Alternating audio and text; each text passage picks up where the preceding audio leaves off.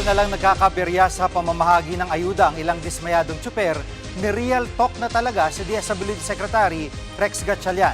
Live mula sa Maynila, nangunguna si mobile journalist Francis Rivera. Francis, anong hinaing ng mga driver? Gigi, hindi na napigilang maglabas ng sama ng loob ng ilang tsuper dahil hindi sila nakatanggap ng ayuda ngayong araw. Personal na binisita ni DSWD Secretary Rex Gatchalian ang bigayan ng ayuda sa Quezon City at yun na nga, inulan siya ng mga reklamo. Narito ang kanilang pahayag. Sana huwag na lang, hindi na lang pinabalik kung wala akong may asahan. Talaga 5,000, magkukulaps ka pa rito. Ganito, sir. Basta na sa amin yung mga detalye nyo, i-notify namin yung TNC nyo para sa tamang oras at sa tamang araw ho kayo pupunta. Yes. Sir, pagpasensya nyo na kung sino nagsabi. Ngayong araw ho kasi talaga PUJ. At Francis, kumusta ang pamamahagi ng ayuda sa iba pang mga lugar? Gigi, gagaya dito sa Maynila, hindi rin talaga naiwasan na magkaroon ng aberya.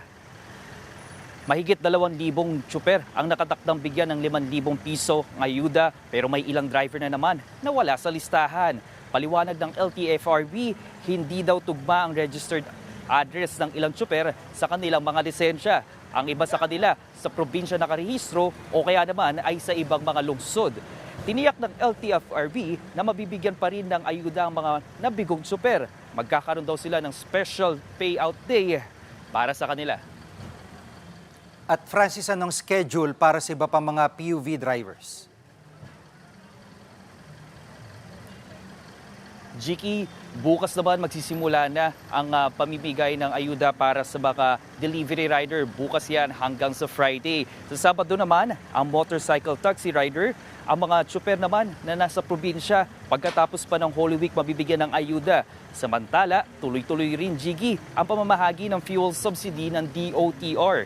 10,000 piso para sa mga operator ng bus, Modern UV Express at Modern Jeep.